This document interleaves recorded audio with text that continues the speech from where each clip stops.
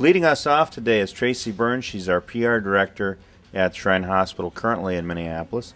We have the honor of having the 2008 potentate, which is, in layman's terms, the head of the CEO of the Zura Shrine, or the head Shriner at the Zura Shrine Center, and that's at 2540 Park Avenue South in Minneapolis. And they're two separate entities. I want to get that out there and get that corrected right away. But Tracy Burns is going to lead us off today with some thoughts on Shrine Hospital and what it does. Hi everyone, as Mark said, my name is Tracy Burns and I'm the Public Relations Director at Shriners Hospitals for Children, Twin Cities.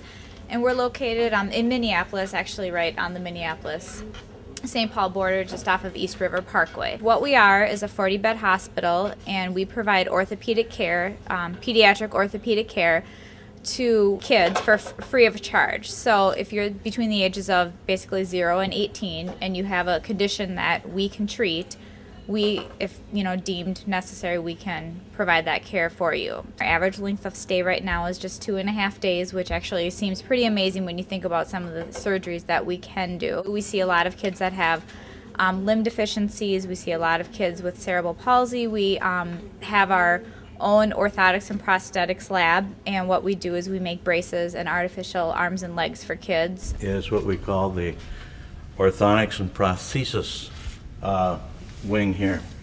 And this is the plaster room, which is where all the plaster casts are made. Over here we have a display of kind of the past, the old fezzes from Zura and Osmond, and the different prostheses that have been used throughout the years, and you can kind of see progression of what has taken place from the old metal braces and so on. And this has kind of always been interesting to me, is the elevated shoe on a piece of steel, and then compare that to the present day thing here where the kids can choose their color. In 2007, we made over 400 limbs, and we made over 1,000 braces. As I mentioned, all of our services are offered free of charge, and that's through the generous donations of Shriners and just the community at large. If someone were to ask, who are the Shriners? I guess there would be several different responses. Someone might answer, Shriners are those little men in the parades and the little cars. Someone might think of the Shrine circuses and the Shrine clowns. Someone might think of the Shriners are those guys who wear the funny little red hats. Another person may remember a child they knew who received care at one of the Shriners hospitals. And who would be right? All of those people would. Shriners of North America, which I am proud to be a member, is a fraternity of approximately 375,000 men, all with a common love of fun and fellowship. Shriners are the driving force behind the Shriners Hospital for Children, a one-of-a-kind international healthcare system. We have 22 hospitals, as you heard Tracy mention, that provide pediatric specialty care, burns, spinal cord injuries, and cleft lip and palate, all at no charge. Shriners of North America was founded with fun and fellowship as its focus, and it certainly succeeded at that as it flourished through the early 1900s. But around 1920, the members expressed a desire to do something else, to have some other purpose, to some charity or something. At the Shriners' 1920 Imperial Session, which we call our annual convention, Freeland Kendrick from Philadelphia Shriners proposed establishing a hospital to treat kids suffering with orthopedic problems that had resulted from polio, which was very rampant at that time. Some conservative Shriners expressed doubts about assuming this kind of responsibilities. But then Forrest Adair from Yarub Shriners in Atlanta spoke. He said, while we have spent money for songs and spent money for bands, it is time for the Shrine to spend money for humanity. After Adair's speech, the tone of the session changed and the resolution was passed unanimously.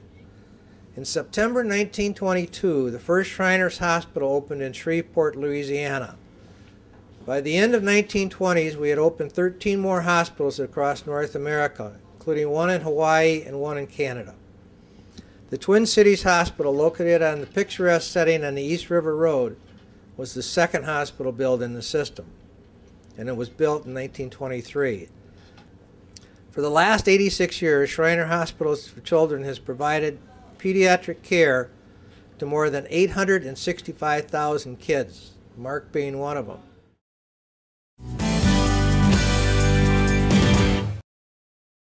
Hi everybody, I'm Mark Hughes, and I'm going to give you a brief overview of what my life and times was like before Channel 5, before CTV, in the Shrine Hospital circles, even though the operation has changed quite a bit from 20 or 25 or 30 years ago.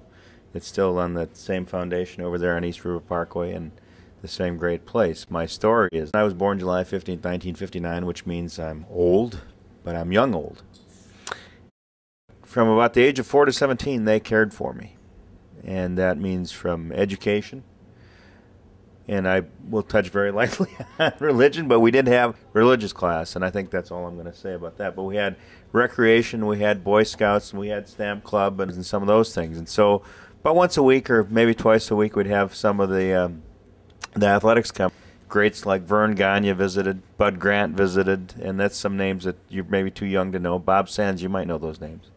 And some of the North Stars and some of those things. And so finally, Dr. Don Lannon was our chief of staff back then, and he was the Minnesota Vikings head doctor too. And so I used to bug him when I was about 12 or 13. I'll never send you. And he'd come down in his surgical clothes on Monday night, and he'd talk to us and play a little pinball and stuff like that. So we keep asking him football questions. He says, "Hughes, I'm gonna fix you." He's a week from now. I won't be in the rest of the week, but a week from now, this is a true story. He said, "Meet me on the porch at 11:30, and when you see me pull up, just be ready. We're not going anyplace, but be ready for who's coming." So it was Tuesday at 11:30. I was out there in the front porch like I was supposed to be, and he at that time drove a big Mark IV, and I love the car. And he pulled up, and he's okay, be ready. So the car behind him was Jim Marshall. The car behind that was Carl Heller. And pretty soon the front four was there, and then comes an international scout, and it's Bud Grant. So he lined us boys up, and we all got to talk football for about an hour. And so we got that out of our system. And so Lannon said, "Now you happy?" And I said, "Yeah." And I never asked him a football question again, but it was fun. And ever since then, the Vikings were very good to the hospital and seemed to come around. So there were a lot of benefits other than being operated on and doing. None of what I could do today would be possible without Shrine Hospital. Why do I go out and promote for the Shrine? Well, I spent a lot of my childhood there. They've done 35 surgeries on me to the tune of about $3 million in a market value today. And it's an honor to still be an alumni at Shrine Hospital. I feel a need to get out and promote for Shriners Hospital and Zurich Shrine when I can, because they've done so much for me. It'll be 10 years in August that I was actually out on our lake, on Turtle Lake, and I decided that it was time to really line up my own television show. But if I were going to do that, I'd have to run a pilot, and where would I do it? So I called over to CTV, and Dr. Gene Jayberg was on staff there. And he's a name from Channel 2 of a long time ago, and I was on one of his shows at Channel 2, so I asked him about the idea. And he said, "Sure, I'll get you started." So the thing aired at 2 in the morning. And he said, "Well, it has to be a non-profit organization that we want to gear the first show toward." And he said, "Which one is near and dear to your heart?" And I said, "Well, Shrine Hospital." So every time we do the show, we gear the show with Shrine Hospital kind of being the focal point, because that's where I came from. It's important to me because it's been a big part of my life.